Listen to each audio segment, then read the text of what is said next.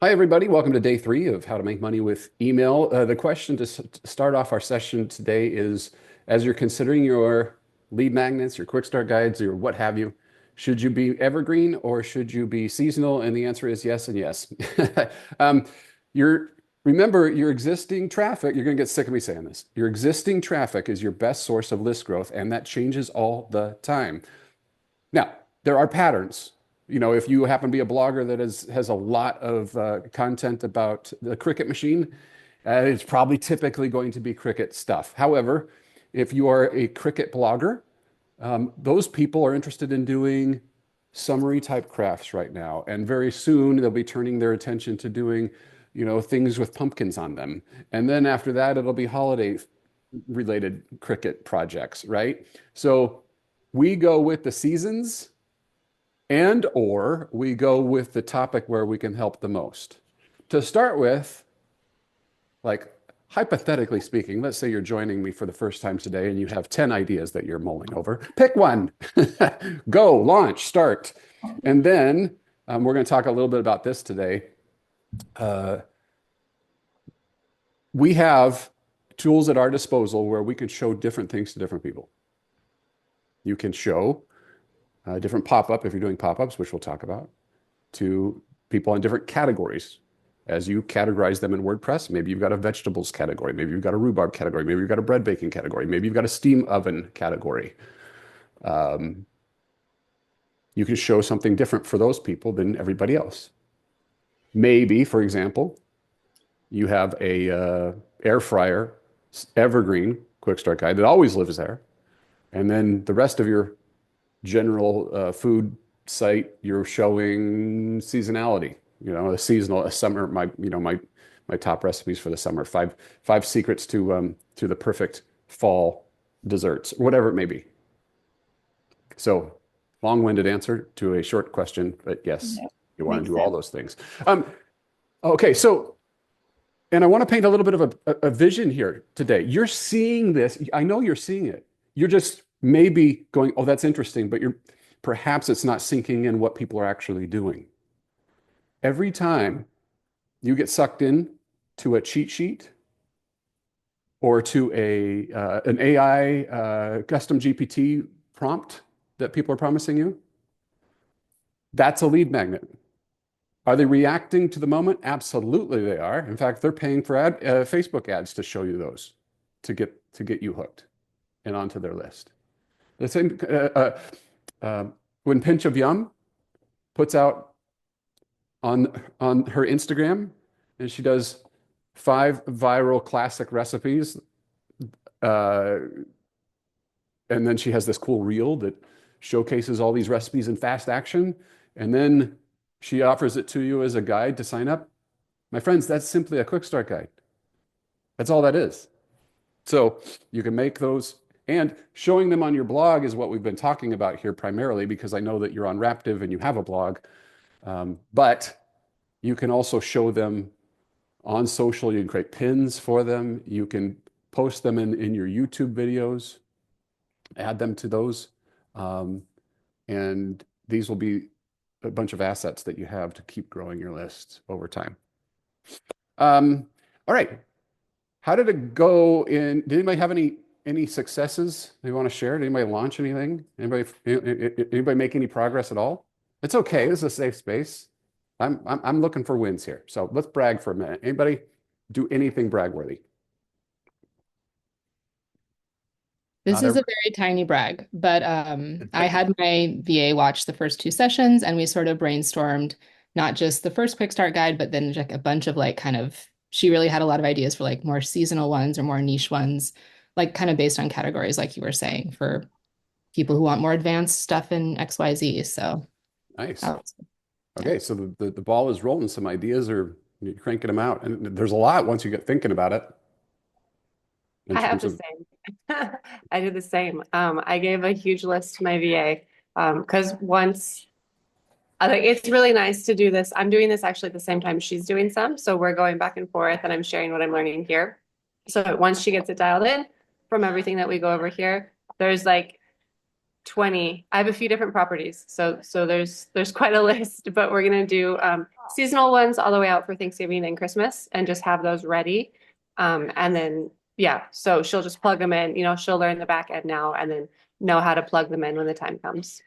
Love it. Love it. That's great. Yeah. Yeah, that's fantastic. Just get them. I mean, I mentioned this yesterday, but there was a breaking news story that in fact we will have Thanksgiving this year. So it's okay even in April to be or May to be writing to be getting that ready.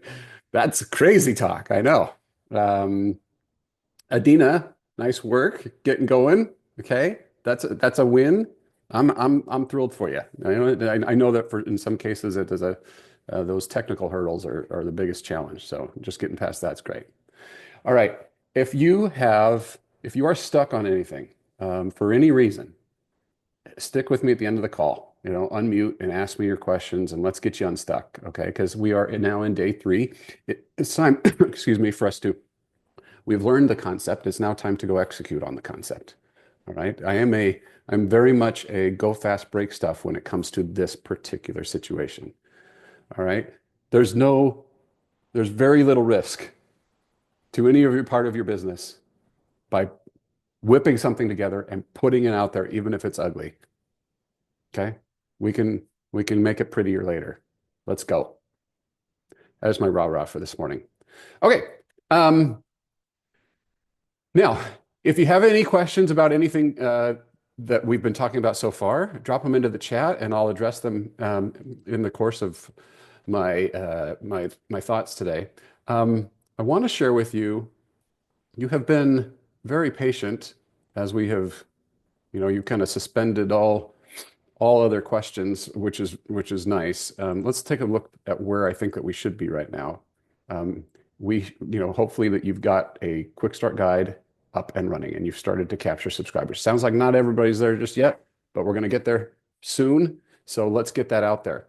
Today, I'm going to share with you a cookie cutter system. I mentioned this before. It's tough in a mastermind like this. We've got people who've been thinking about this for years. We've got people who are thinking about it for the first time. So everybody's at different stages and everybody's businesses are different. Yes, it's true that we have quite a few food creators on here. So there is a little bit of that bent to what we're talking about simply because of the audience, but everybody's a little bit different. However, I've found that if I give you a system, it allows you a framework to start thinking about what you're doing. Okay. So the whole idea here today is to talk about a couple of core pieces of that system. So this is my super fancy graphic. All right. That I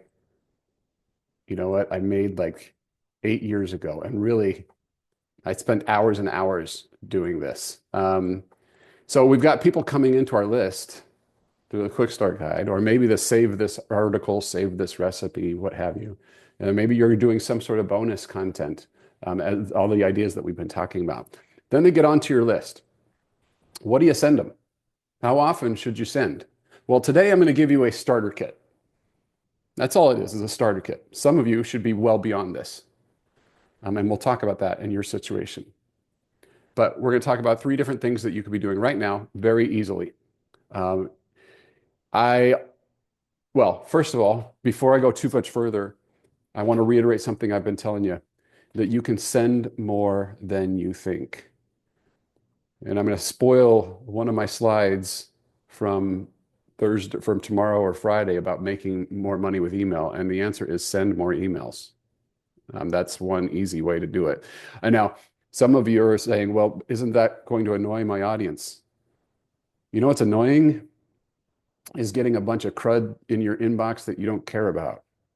So don't do that. Send them stuff that they care about and send more of it. Sending is serving when done right. So let's talk about ways that you can do this and be of service while also not breaking your back doing this, because I know that you have 800 other things to do with your business. Okay. Email is not usually at the top of most of my creators lists. So I'm going to share with you 3 different things that you could do. We're going to talk first about this concept called the Forever series. This is a phrase that I coined back when I started doing this, and it's kind of become a little bit, it's kind of stuck. And I think it's because it's a real simple concept. I think this is absolute gold. And when I got into blogging, this was something I've been doing for years, but it just wasn't commonplace within blogging. And so that's why I thought, well, my goodness, this is an obvious thing. Let me share what that obvious thing is. That is to put your very best content on autopilot. Look, we talked about this yesterday. I don't remember who I was teasing, but somebody said my audience likes this or that. Or what if I send too many emails of the same thing? And my joke, it's not a joke, but I'm poking fun a little bit of the fact that we are so consumed with our content. We make a lot of it, and it occupies our brain space, but reality is it occupies very little of the brain space of the people who visit us. I notice I didn't say our audience. If you're talking about who your audience is, what does that really mean?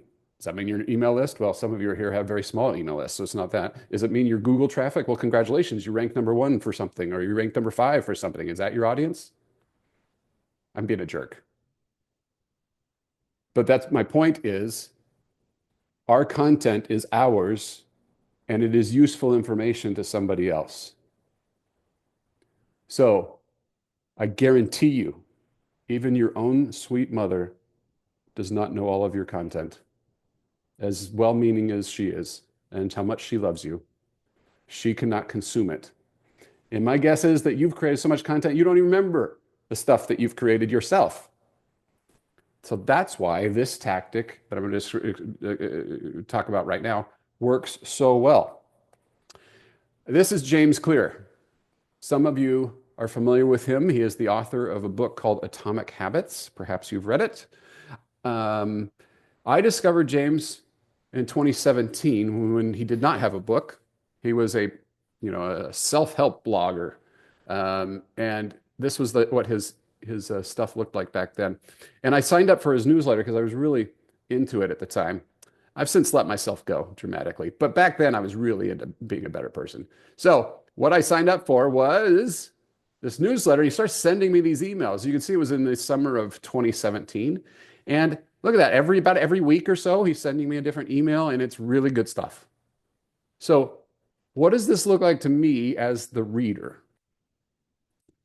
It looks to me like every Wednesday, James Clear sits down and pens out a quick missive about goals or whatever is occurring to him at the time and then sends it to me.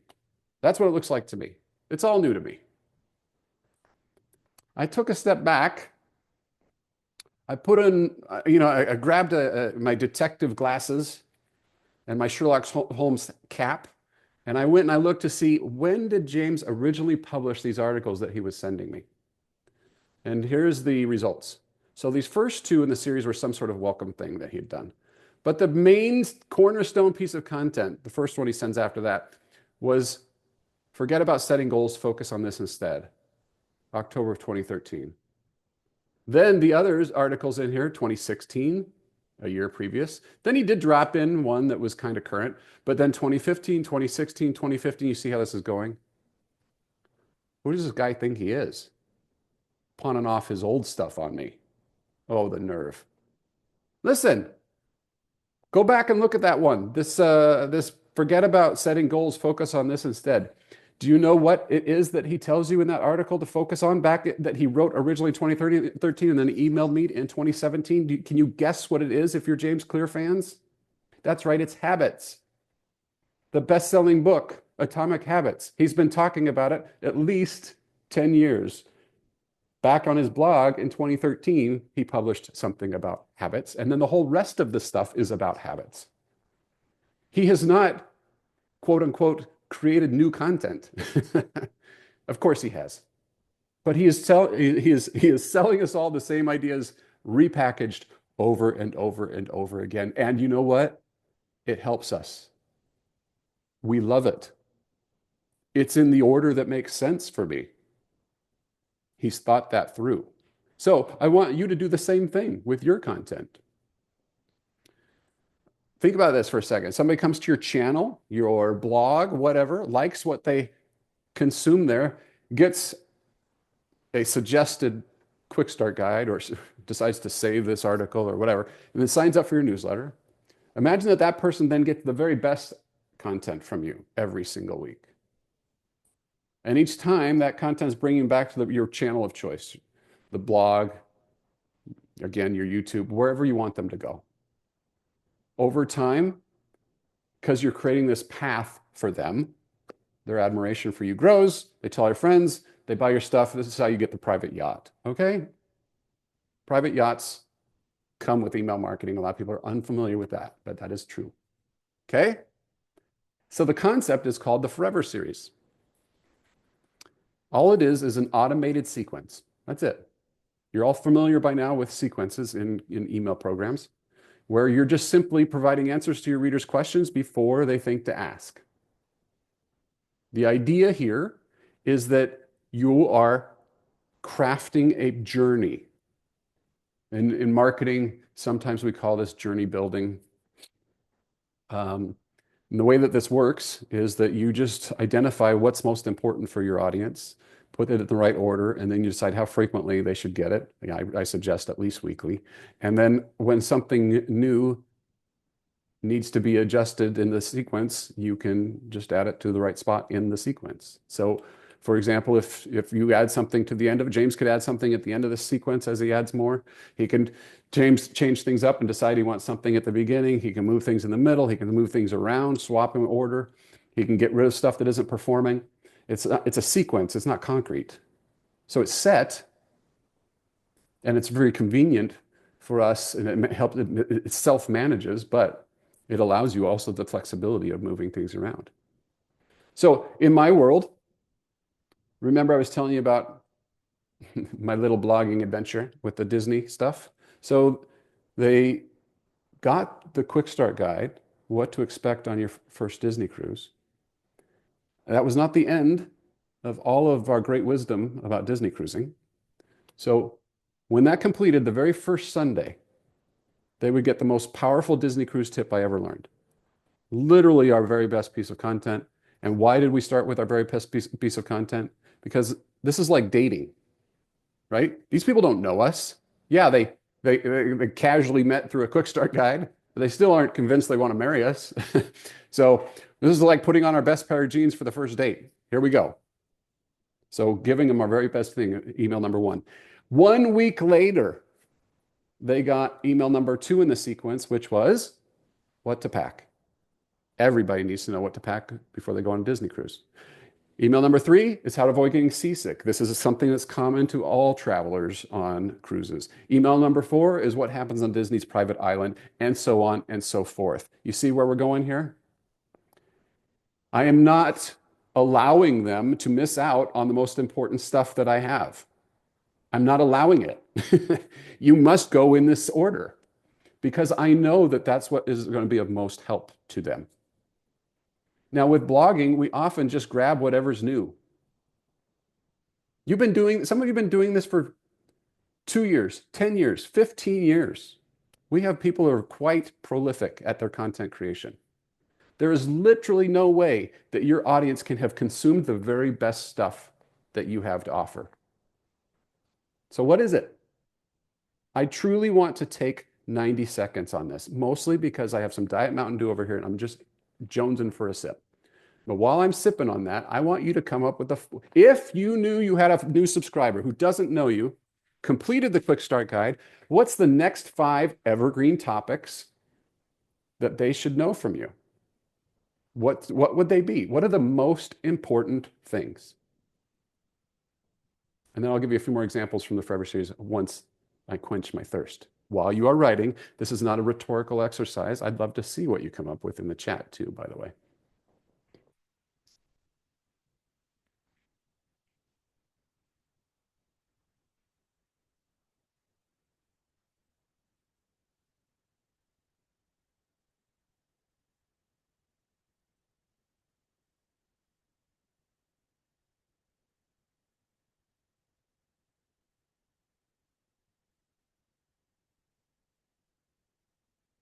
First 5. I'm giving away 100 bonus points to the first person who drops their 5 into the chat. The points are worth absolutely nothing, but don't you want to win? I mean, come on. I'd rather have points than not have points.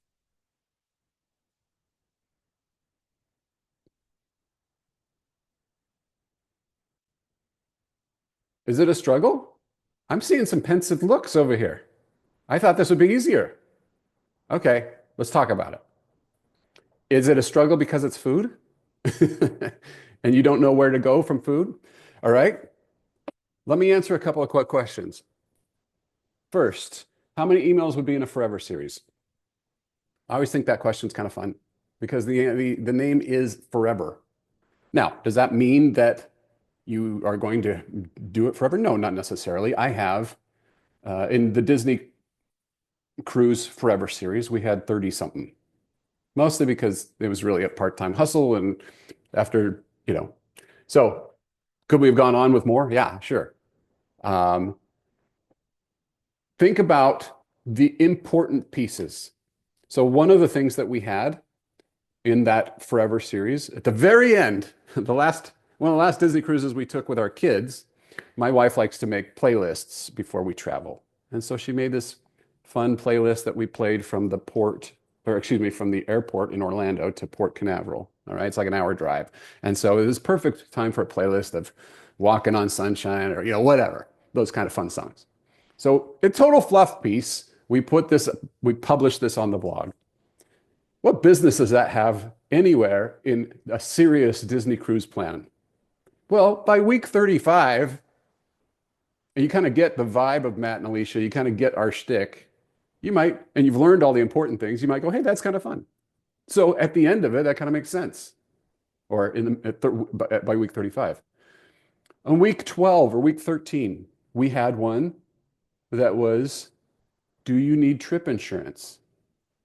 And that led to a 5,000 word blog post about the pros and cons of getting trip insurance for a Disney cruise. Guess what? There was an affiliate play in that one, but it was a very honest piece. Yes or no, do you need it? Here's what you might want to think about. And then we'll talk a little bit more about the affiliate action that we got probably tomorrow.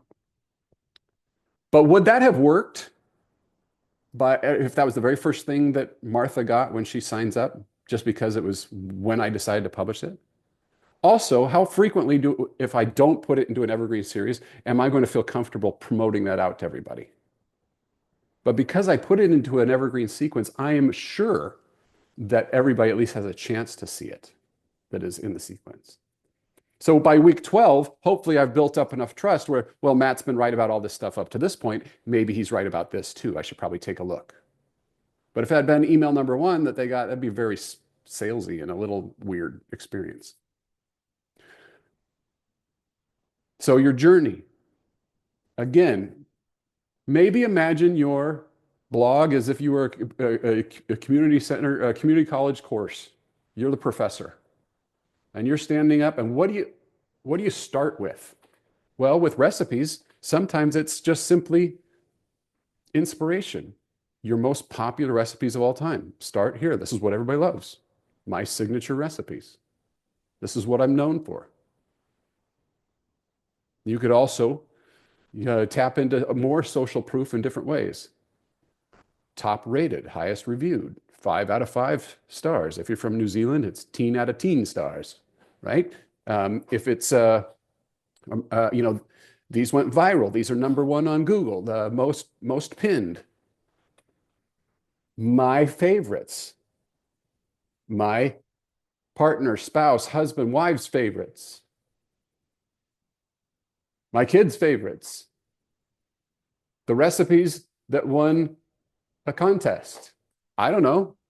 What's the most important stuff that represents you? And look, and I'm talking to my food blogging friends here. As I've worked with food creators, I truly believe that the best way for you to build a brand is for you to get them to make the second recipe. The first recipe is a Google search. The second recipe is intentional. You with me? So we've got to get them to make the recipes. So I'm not talking about seasonal stuff. We will talk about that in a moment. But evergreen, from an evergreen perspective, so that they don't miss it. Oh my goodness.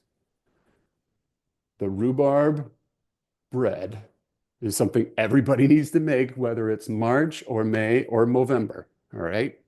They've got to make it because that's going to represent Joanna in the best possible way. And you know that everybody loves it. It's life-changing. In the same way that I know that if they'll use my Disney Cruise packing list, they'll save themselves a bunch of time. I'm confident in that, and you are too. Okay, does that help? All right, now put your 5 in there. You thought you were getting off the hook. Yeah, it just gets awkward. I'll just sit here in weird silence. Drinking Hey, my, Matt, I have a question. you're wrecking the weird silence, but I okay. know. You're welcome. Okay, question, and I'm gonna guess the answer. But I'm gonna ask anyway.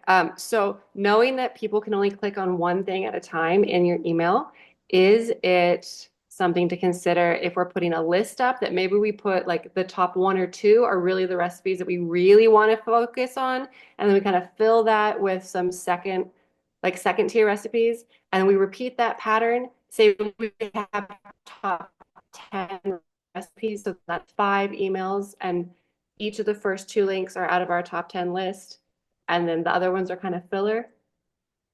Because otherwise we're putting all of our top 10 content, that's 2 emails, and then the rest is kind of second. Do you see what I'm saying? I do. I really like that question. I honestly, I don't think anybody's ever asked it that way before. So you're causing me to think a little bit. I actually would probably go a slightly different direction. Now, I guess it depends, semantics. When we say top 10, what does that actually mean?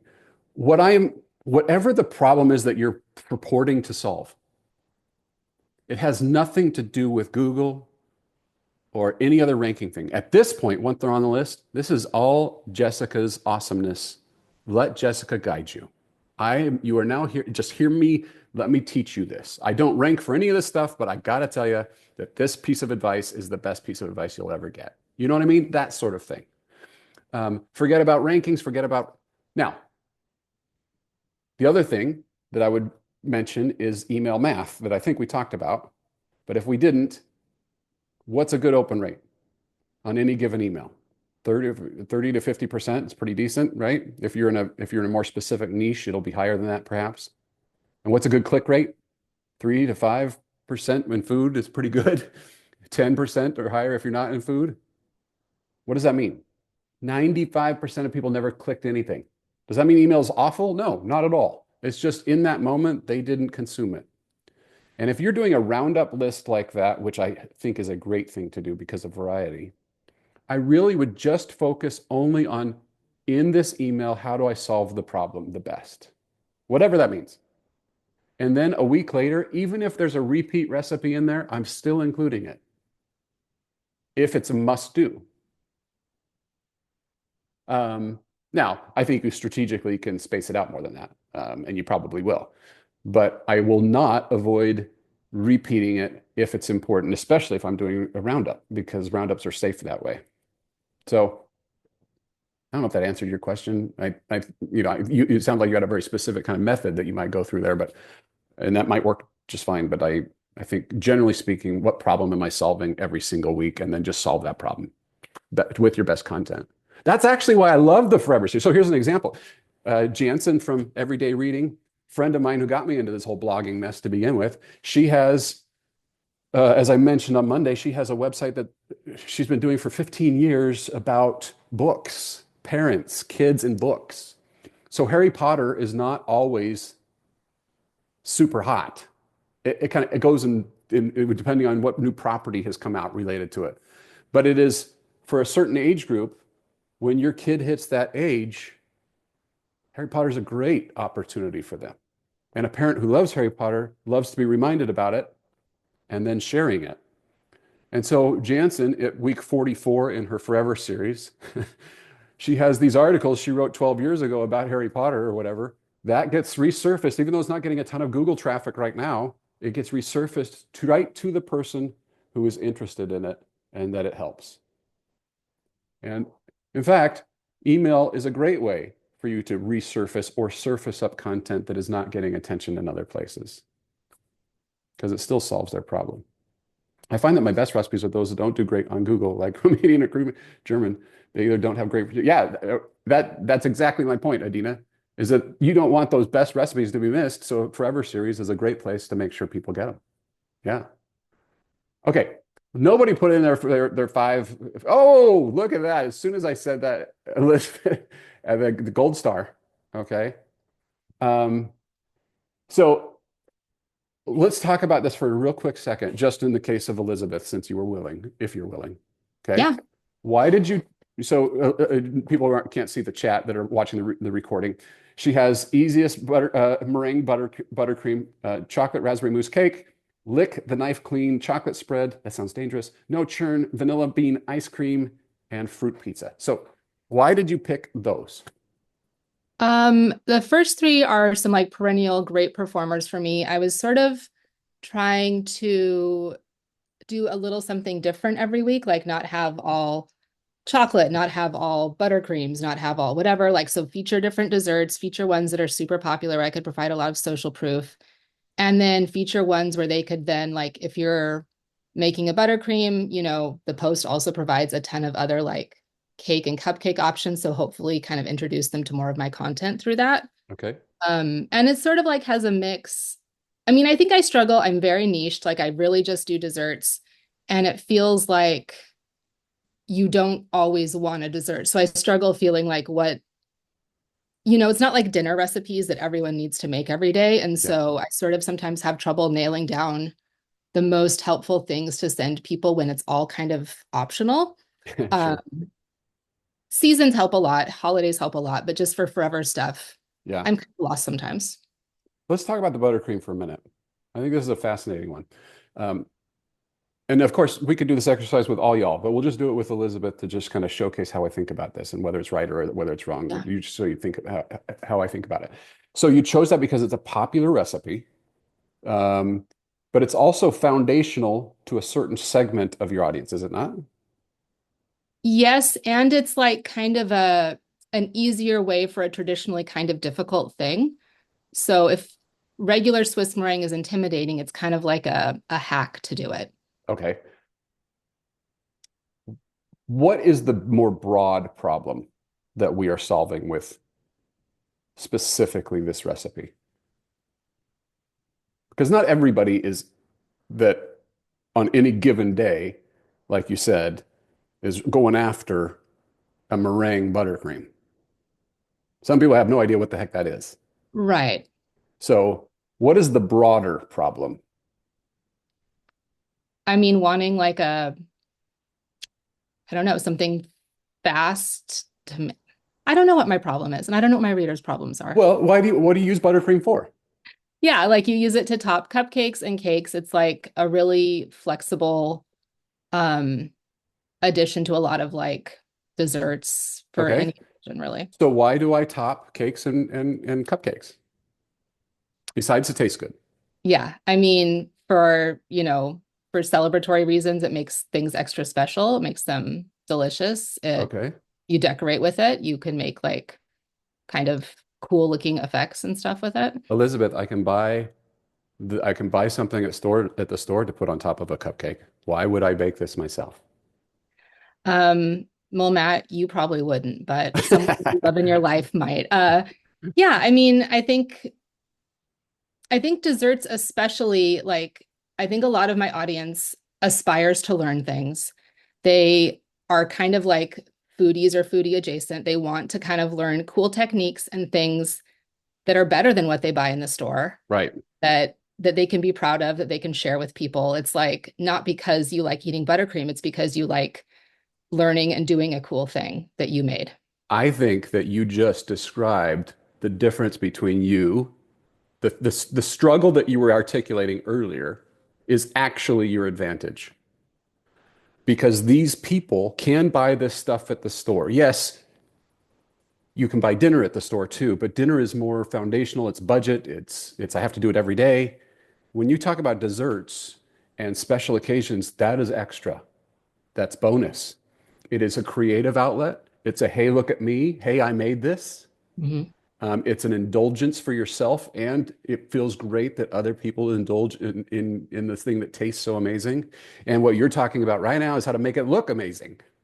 Now, I'm not saying that that should be email number one in your series, but when you're talking about uh, uh, Swiss meringue buttercream, really what you're talking about is how to make the world's greatest cupcakes, Mhm.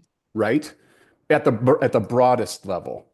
And not just the world's greatest cupcake, the world's prettiest, the most impressive, the show-stoppingest Yeah, like what cupcakes. takes it over the top for you? Like, Exactly. yeah. Right. Cool. Or, or it might be, hey, you love to bake. You really ought to try this weekend. This is your weekend baking project. Mhm.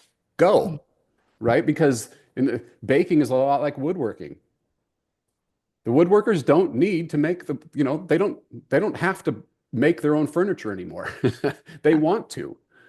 And that's what you're doing too. So anyway, my only point on that, we won't go through all of them, is that instead of each, and I'm not saying that you were going to do this, but if you're tempted to go promote the buttercream, I'm telling you that perhaps the buttercream isn't the thing to promote. The thing to promote is the aspiration, and then these are the inspiration of how to do it. Ba, ba, ba, ba, ba. It's this Swiss buttercream, and then the little notes say, by the way, this is a 5 minute hack to make something that is normally very difficult. You can make it in 5 minutes. Whatever. This one's you can make this. It's 4.9 out of 5 stars and it's got 2,000 ratings, or you know what I mean? Yeah. No, that's really helpful. I needed a way to kind of reframe it as I think about what content to promote. So And that's all of you have that. All of you have that to a degree. It's figuring out what's the motivation that causes somebody to be looking for your content. If you're in travel and they're going to go on a vacation, what's the real motivation? Well, they want to save time, they want to save money, but they want it to be magical. They want it to be, most people don't travel all the time, and they want that cruise to be special, or their trip to be Paris, their trip to Paris to be romantic, or whatever it may be. And so tap into that. Good work, everybody. Okay, so the seasonal stuff, it can be tough. I get it. However, if you'll just ask yourself, can I create the path for my reader? What would that be? Guess what this is? This is branding. This is positioning. This is how we use email to do it. And the great thing about these emails, by the way, is once you write them and you set them into this, it's just first, you're guaranteed that you're going to get this message in front of them, at least a shot at it. These messages that perhaps are so core to your brand, but that you're not currently communicating. Use email to communicate it. But don't just pound it at them. Communicate your brand through service. Rick Steves, I use him as an example a lot. If you know who he is, he's kind of the guru related to European travel for North Americans. And I love his stuff. I love his shtick. I love his personality. I just think he's quirky and fun and lighthearted. And but what he does is he makes it very accessible. His guidebooks tell me, stay here, visit here, go here, do this. And he has built up so much trust with me. I listen to his audio guides. When I go to Milan, I go into the Duomo, I put on my AirPods, and I listen to Rick Steves tell me why the dude doesn't have any skin on the statue. And I love it. He's not preaching to me about history. He does that sometimes. But he's not preaching to me about, I must go here and do this. He is just he's serving me by solving my problems. And then that's how you become a brand. You start to care about the names of Taylor Swift's cats after you've heard Blank Space on the radio a few thousand times, but not before. So serve them with the stuff that is on brand for you. Now, for seasonality, obviously, seasonality is everything. It doesn't make sense at Thanksgiving time here in America to not, if you're a food blogger, to not send Thanksgiving recipes because you have a Forever series. So pause the Forever series during Thanksgiving season and send the Thanksgiving recipes. The Forever series is there for you to utilize as it makes sense for you to use it. Okay, but it doesn't have to always be on. The way that you do this in a program like Kit is you just go into the sequence and it has a little toggle and it pauses the sequence. You just turn it off for a little bit and set a calendar reminder to yourself to go turn it back on. So if you want to make sure that you're sending, the right thing at the right time, that's the best way to do it. But right now, this time of year is a great time for Forever Series is to be on and running and sharing your stuff in the best order that it can for your audience. So let's talk about that seasonal stuff. This is hyper important for all of us. And I really only have one main point with this, and that is to forget about what's new. I know that there's some thought out there that you have to publish your new articles, your newest posts with email, because that's going to get some sort of signal to Google and it's going to help your SEO somehow. Even hashtag Jeff has never been able to prove that to me. And so we've had some nice conversations about that over the years. Not arguments at all. He's kind of in the same boat. It probably makes sense. It makes sense, intuitively to do that. But there's nothing. But if you're from a user perspective, they don't care. It's all new to them. So this will help one of you, maybe. I'm going to grab this, drop this link in here. I will put it in the show notes on the replay on the Facebookers. For those of you who are not on the chat live with me today, if this helps one of you, wonderful. It's the super simple, stupid system that I have here to help you think about what your audience is thinking about. So up here, you can come file, make a copy, and make it your own. And then if you modify the very first day of the year that you're gonna do it, I can turn this from January 1st to January 2nd, and then it updates all the rest of them. It's a weekly thing. You can modify that too. And then just drop it here. What is your reader thinking about? Forget about what's new. What's your reader thinking about? Well, first of the year, it's pretty obvious. Our New Year's resolution, so maybe healthy recipes. And so here, this is, again, my apologies to non-recipe people, but you just change this first, same concept. Articles, if you're going to do posts, it might, or if you're just going to focus on one, just put it here. That's fine. Just swap this out to say article 1. And then you can just drop them in here. This is a great way for you to get ahead, for you to hand it to your VA if you're using a VA to write these things so that you don't have to think about it anymore. And just let them go hog wild crazy. Show them how to write it, and they'll do it. So Rachel from Rachel Cooks, I worked with her back in probably 2018. And at the time, we wrote this email called 7 Super Snacks for the Super Bowl. Here in the United States, in February, there's a big American football game called the Super Bowl, which I'm sure you're all familiar with. And at that time, we like to get together and enjoy a party and eat certain foods. So in that email, Rachel sent her sliders and her salsa, her buffalo chicken dip, and so forth. Every year since then, she has sent the same email. The reason I know this is because I'm on the list and I get it every year. And guess what happens? Guess what nobody has ever asked her? Hey, Rachel, when did you originally publish that salsa? Who cares? Whether it was 5 minutes ago or 5 years previous, the salsa hits when they need it. And even if they remembered that she sent that same email last year, are they mad at you? No, because it's like right now I need the salsa again. Thank you. So what's my point? When you go write out a calendar like this, you're not just writing it for this year. You're actually can be banging out the whole rest of your life as far as email goes. Any questions on any of that? How many of you are doing more than, down in the chat, how many emails per week are you sending that are seasonal, that are not, well, I'm just curious, how many is everybody sending?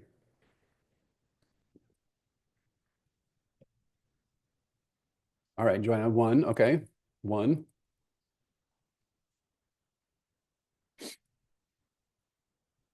Keep it coming.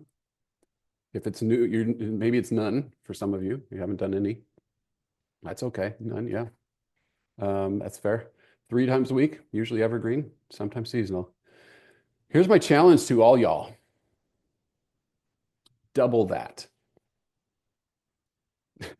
Okay, Joanna made a face. I'm so glad Joanna's here. The facial expressions have been wonderful. Okay, Joanna, are you worried about annoying your why the face? Yes, I'm worried very much about annoying people. And so sometimes I don't even send out my newsletter like this week. I don't know. I worry about bothering people. Okay. We really need an intervention right now. I know. Why on earth do you have an email list if you're not going to send to it? I don't know. That's why I'm here. Look, imposter syndrome is a real thing. We all go through it. Okay. There's also the fear of rejection. What if they don't like it? What if they unsubscribe? But the reality is the only reason to have a list is to send the crap out of it. Yeah. That's not very well put. Is to send more and serve more. Because I believe in you, Joanna. I don't even know you. I don't even know what your website is. I'd have to go look it up. But I know your content is elite. Your recipes are awesome. And I know that your audience signed up for one of your quick start guides, for Save This Recipe, for, never miss an update, whatever it was that got them onto the list. And that they want more inspiration from you because you are really good at what you do. Elite level. And if you are not right for them, they will unsubscribe and you won't have to pay for them, which that's nice too. I also will tell you that with food, again, my apologies to the non-foodies, but if you're in food, you can be sending way more than you think because people get hungry a lot. People that are even in the hobby space, if you want to call that woodworking or baking, or, if we want to call it that, that is also aspirational. When people who are into crafts are not doing crafts, you know what they want to be doing? They want to be doing crafts. And so what they're thinking about are what's the next craft project. People who want to travel, who love to travel, that aren't traveling, they want to travel more. I love to travel. I open those lists all the time about the hidden villages of Germany that you've never heard of. Oh, really? What is it? And I got to go check it out. Dina does too. Or Dina probably knows all those hidden villages in Germany. So you're not offending them. Because if you're offending them, that means you have a business problem or they're just not the right person. Either one of those, wouldn't it be nice to know? I have a client, I just spoke to a client yesterday. She's a food blogger, massive food blogger. She sends 2 emails a day. She sends ones in the morning, and then she sends one at 5 p.m. Central Time. And she says people open that 5 p.m. one with a very specific purpose, what to make tonight. And so it's just like hits them right then. And if they don't want it, they don't want it. Usually your problem is people going cold, not getting mad.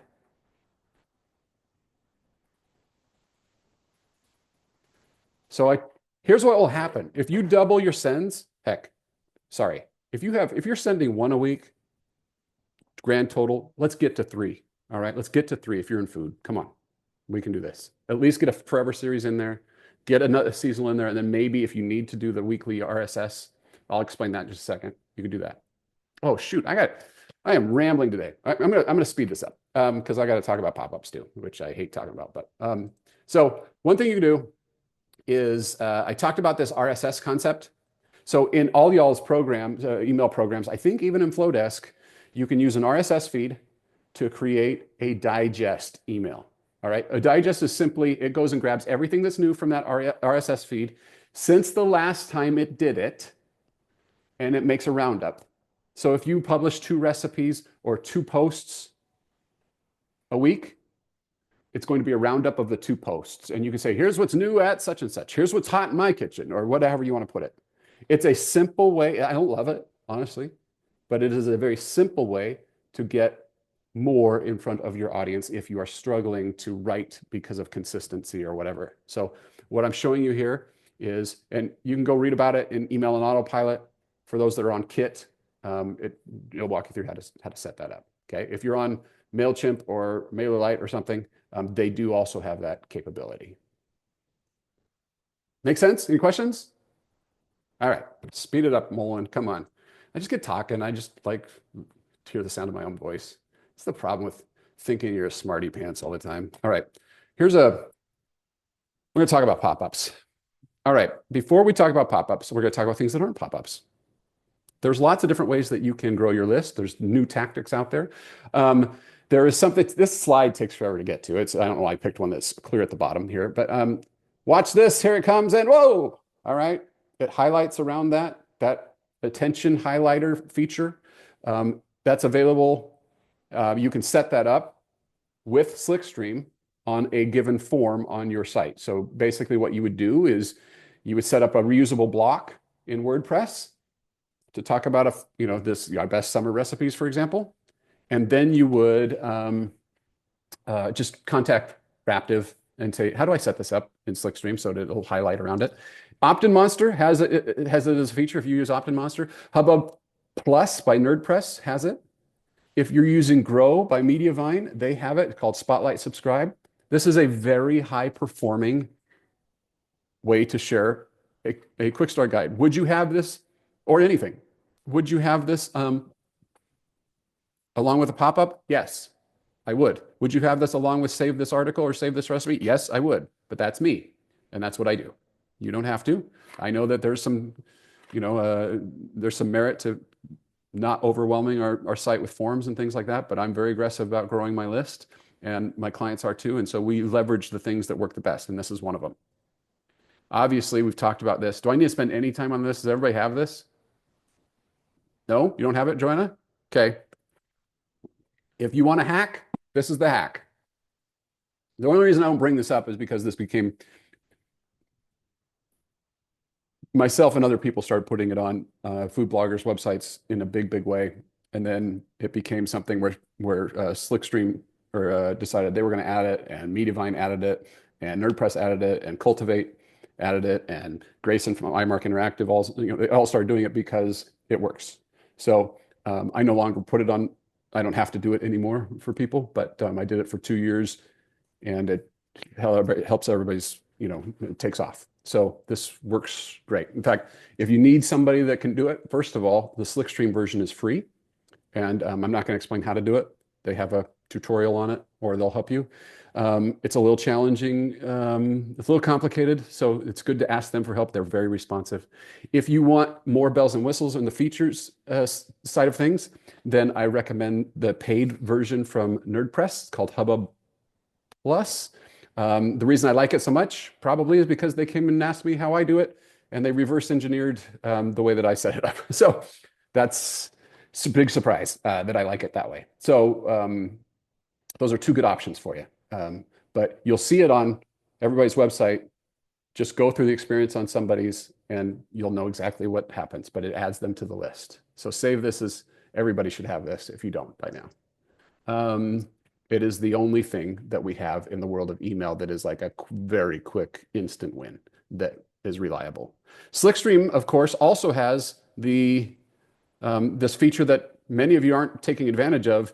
If you're using Slickstream, first, make sure it's connected to your email platform. Second, make sure that those are automatically being added to your list. You're going to have to go through the help documentation for Slickstream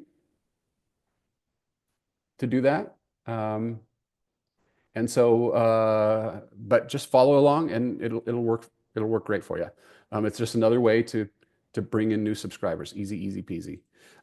If you're interested in doing a quiz, so I don't set these up for most people because it's a little bit complicated, but if you want to spend a little bit more time, this is Foodie Crush. I didn't set this up, by the way. I didn't work with Heidi. This is Heidi's own thing, but she does it great. So I like to point it out. If you go to foodiecrush.com, you can see it in action. It's up here at the top about how to take the quiz.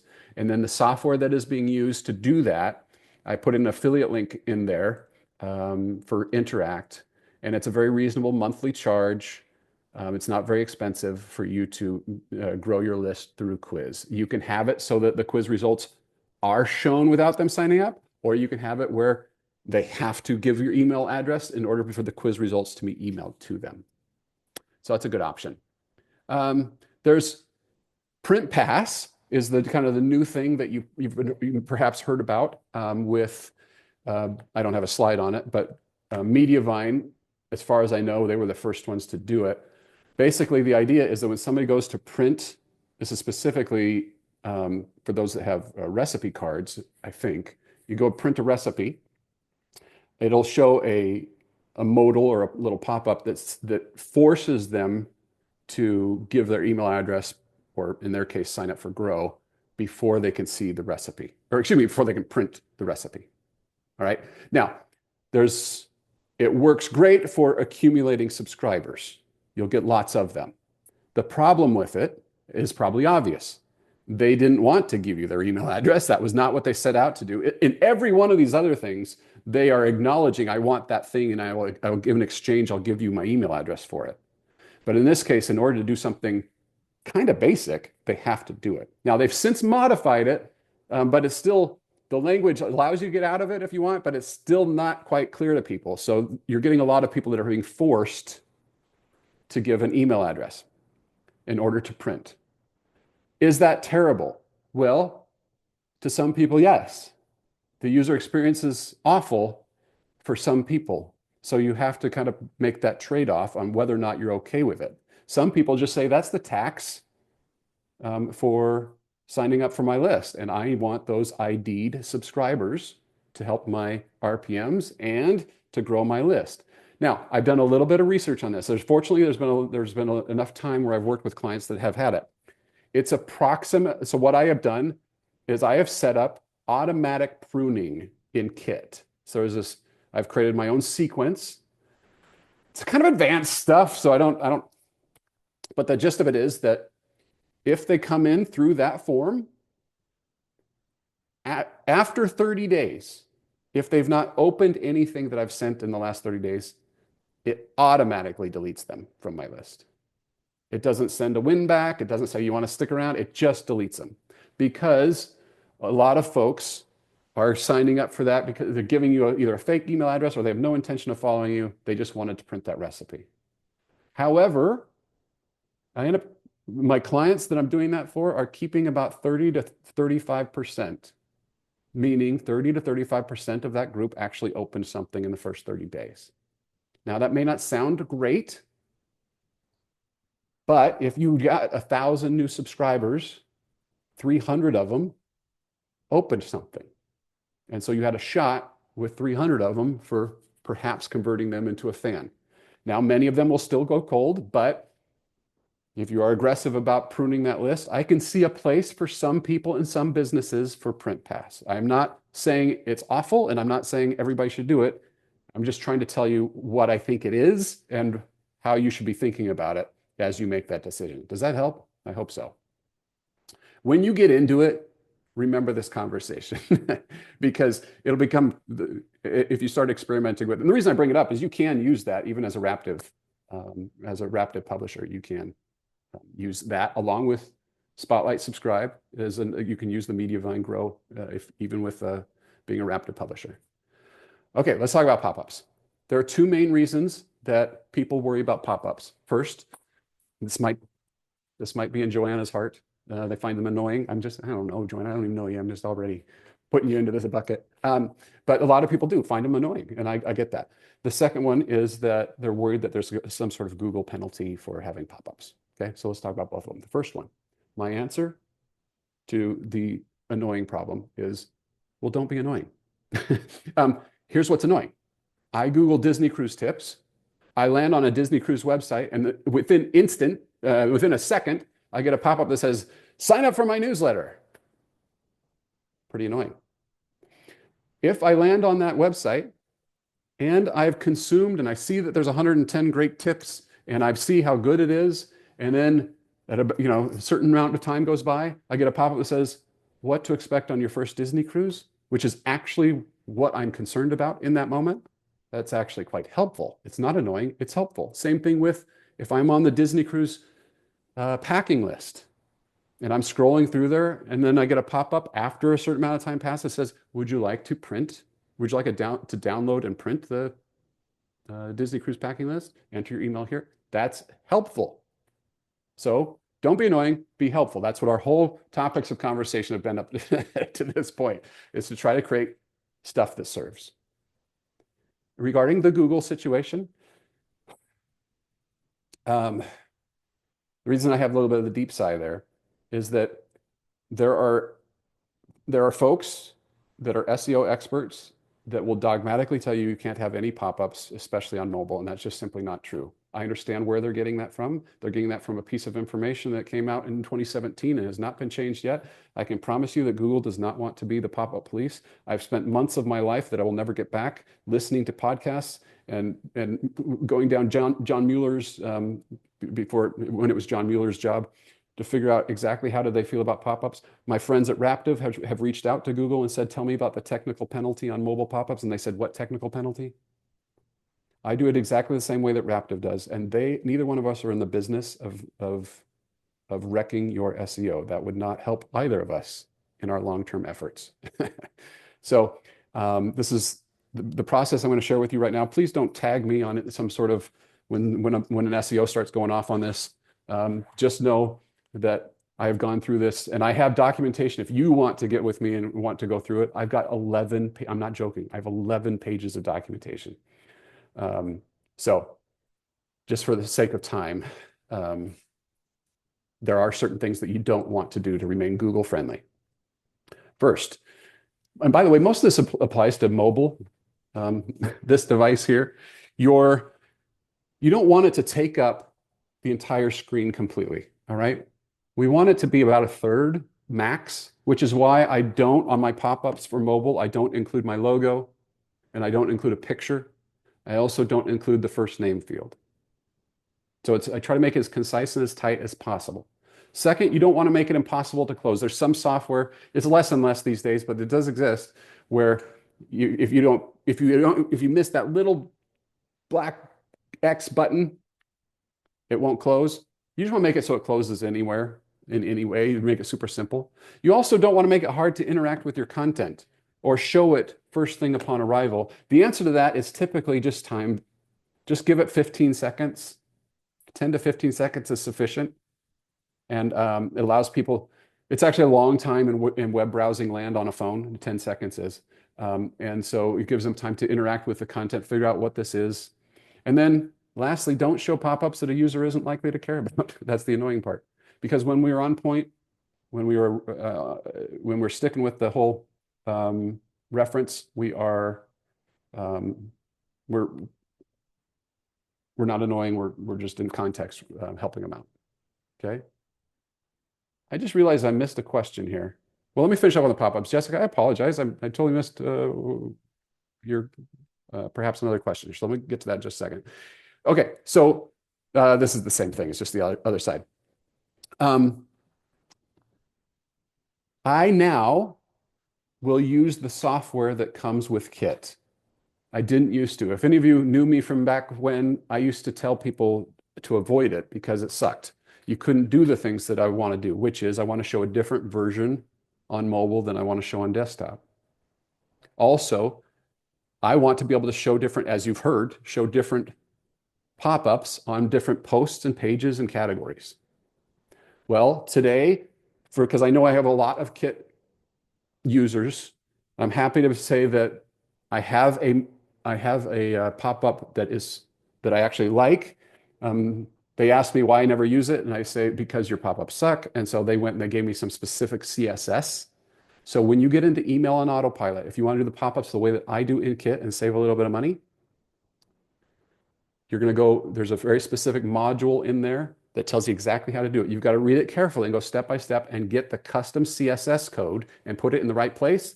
And presto, you will be able to have a different version on mobile than you see on desktop. And it'll be pretty enough for you. If you don't want to use that, typically your platform's pop-ups may have that kind of problem historically. Some have gotten better. If you don't like your platform's pop-ups, There's a couple of options for you. I'll go through quickly. Convert Pro is kind of it's a very standard one. It's got some limitations. It's a little bit of a wonky interface, to be honest. But once you get it, it'll do everything that we just talked about. I have a tutorial on that in Email and Autopilot. I think it's current. I haven't touched it in a couple of years, but I do think it still works the exact same way. This is about $90 a year, I think. The thing I don't like about this is the stats are terrible. They claim that they integrate with your GA4. I've never been able to figure it out. So I don't know conversion rates when I use this. So it's not my favorite from that perspective, but in a pinch, it'll get it done. And here's what some of those will look like. They have different, they also got this, they have this other feature where they have all these other things that you can do if you want some of the, the full screen pop-ups or the swoopy sliding things or the bar across the top, the info bar. You can do all that. OptinMonster, all else being equal, OptinMonster is probably the best out there. It's just the most expensive. It's like you got to take out a second mortgage on your house if you have a lot of page views because they charge by the page views. It's crazy. My hypothesis is that for e-commerce companies, where they live and die by the pop-ups, that it makes more sense for them. Plus, they don't have the page views that we all do with Raptive. They have a different business model. And so that's, I believe, who they're catering to. However, they have a lot of mobile design options, a lot of great reports. So I do like it a lot. And it has that spotlight activator thing, the attention activator, they call it. My favorite when I'm not using Kit is hands down ConvertBox. This one is so clean. You guys, it is so simple. The thing I love about it the most is the A/B testing is a thing of beauty. All right. So you can so easily test a bunch of different elements, and for even the non-techies, they make it simple. And you get really good results back. So for example, I tested this one over the years, my family and I versus just the ship. The ship beats us every single time. I don't know if it's my spindly legs. I don't know what it is, but the people just want to see the ship. They don't want to see these jokers here. So I'm a little offended by it, but the data says what it says. So ConvertBox, it's like $500 for a lifetime license if you are under a certain number of pages, which you probably are here in this group.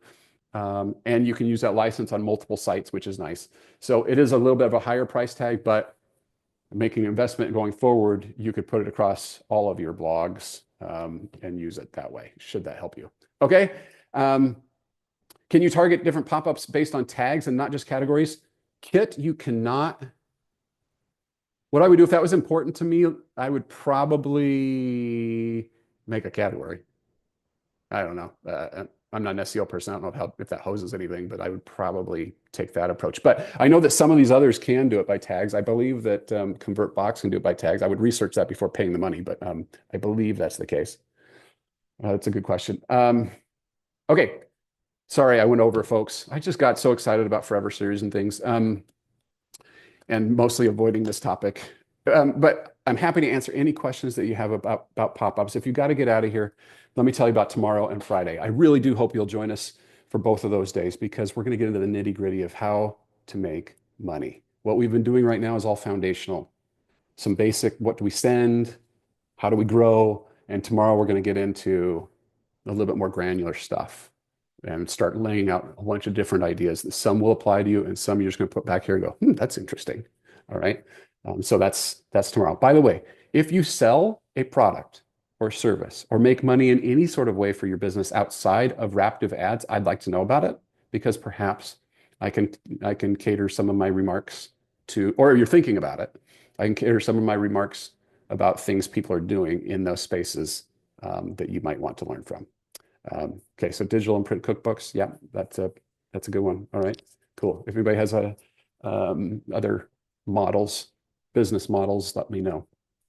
If you have a question, go ahead and ask it. Otherwise, go launch your quick start guides, folks.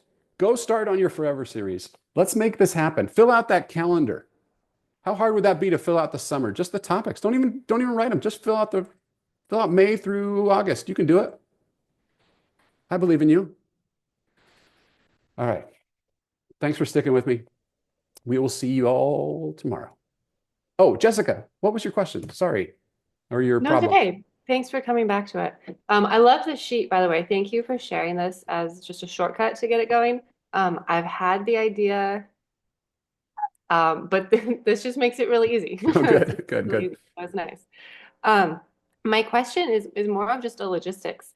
Um, you must have been focusing on Joanna's face and not seen mine because I'm sure I pulled one. Um, to be honest, I'm pretty proud of the team to get consistent with 3 broadcasts a week.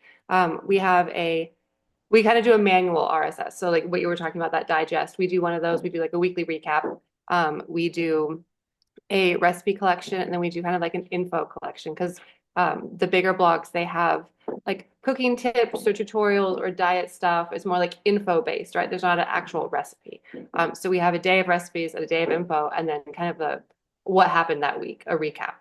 To double that, like, are you joking? Are you serious? Are you serious? At least I add do one more in. have, yeah, I do have, we're working on Forever series. We're working on those. So we'll have that on, that'll be four a week. And then so we'll add the seasonal. So that's 2 more. I guess it's not that bad. But then to just like a whole nother one. So we're looking at 6 days a week. I did copy, somebody dropped their suggestion here, Adina, the what to cook this week and what to cook this weekend. So sort of a la carte curated recipe collections that have potential to be seasonal, right? Yeah. They could be evergreen, they could be seasonal, but they're kind of just one-offs, right? That would be the thing. I think it's kind of just logistics of like how to do this, how Do to you do this. mean, so are you talking about what topics to pull in, or you mean technically how to do it? Well, with the Forever series, because you can't build it all at once. So Right, we get going with like 12 weeks. right, And then we take our best broadcasts and then copy those over to the Forever series. sure, yeah, Um, it's just a lot of data. I don't know. My thing is not like offending people, but it's actually list growth. So like it's just like all of a sudden we're looking at a lot of numbers, a lot of subscribers, a lot of emails per week. It's just a lot. Like it's just volume. yeah. It's kind of a big problem. I don't know. Maybe I'm not articulating it really well. Um, well, it sounds like you have some uncertainty about um, some pieces of that. I would advise you just maybe don't double, but just add one more in and see where does that take you. Okay. And then, just step your way through it, because the only point that I'm making is that you can send more than you think. And in your particular case, you have to figure out exactly what is right for you, and your team, both the Okay, thank you. content mix and all that. Yeah. Yeah. I take directions really seriously. So like if you tell me to do something, I'm like, how, but what? Like we're kind of out right now. Okay, Like, I'm going do I have to to be more hire clear somebody? with my instructions. There's going to be the everybody, and then there's going to be the Jessica instructions. Yeah. That's how I'll do it. Like the exercise videos where you have like modifications for beginner. Like I go for beginner, like exercise. That is not true. I can tell that already. I love the way you're thinking about it, by the way, because those are very real issues that you're bringing up that you're going to have to face. And when I throw out something like just double it, but of course that's gonna create havoc. By the way, for those of you, when you do this, if and when you change the frequency, there will be a shock to the system, meaning you'll get people that will unsubscribe. That's okay. The reason that they're unsubscribing is because they haven't been hearing from you very often to begin with, and they probably don't even remember who the heck you are. That might be one situation, in which case we got to get past that. Or just the frequency is not quite right for everybody, but you're creating a new norm. You'll take a hit at the beginning. You'll have a bunch of people that say, you know what? 4 emails a week instead of 2, that's too much for me. Now, of course, you can also do preference center stuff. I'm not getting into that on this call because that's much more complex and the setup is a real pain. And most of you don't even need it, honestly. But if you want to do that, you can. I will tell you, very few of your subscribers will actually take the time to go in and say, I'm going to adjust my preferences from 4 to 2. Very tiny amounts. Now, if you want to cater to them and go through the big project to figure it out, by all means, that is doable in Kit, that's doable in MailerLite, that's doable in many platforms. but most of y'all, you could just do it and see what happens. Anyway, the next thing that will happen is that all new subscribers, because we're gonna jack up our list growth here, right? With all these new things that we're doing, our list growth is going to take off. This is now the new norm. These people come in. This is just what happens when they get onto your list. So yes, there'll be a little adjustment period. You'll take that hit up front, but it's not that big. It's more scary than it seems. Every time I do it with a client, they're like, my favorite family recipes, they're huge. I did this with them 2 years ago, and we literally, we truly, I was talking with Echo and I said, let's just double it. Let's just do it. She said, okay, fine. We did it. No noticeable difference in unsubscribe rate, in opens or clicks. What does that mean? That just means she just gets all the benefits and no downside. Of course, there has to be some fatigue down the road, but we just didn't see it. I'm ready for another quick question. Okay. Do you have a membership? Do you offer like monthly masterminds, or have you ever considered that? Kind of like this, but less frequent, not every day. Yeah, because of Okay. because of the other stuff that I'm doing, I probably just don't have time, because the agency itself is time consuming to scale and write a bunch of emails for people. It takes a long time. And in fact, in the email and autopilot Facebook group, if you're not in there yet, please go join. When I get my act together, I'll bring guests on, or I'll talk about a topic once a month. And I do that once every 2 years. Okay. I'm really very good about it. No, I would love to do more of that. I really would. Hey, you go get a mastermind group that wants to pay me to come talk. You can tell I'm a talker. I'll talk. So sometimes right, seldom in doubt, and happy to be paid for it. That's one of my life mantras. What else? Anybody else? Is anybody stuck? Come on. All right. Now we're just looking at each other. So get out of here. Go email some people. I can't wait to see what you set up today. Today's your day. I feel it. Don't you feel it? Yes. The universe is sending email vibes my way, and your way too. Okay, we'll see you tomorrow. Thank you. Bye. Bye, guys.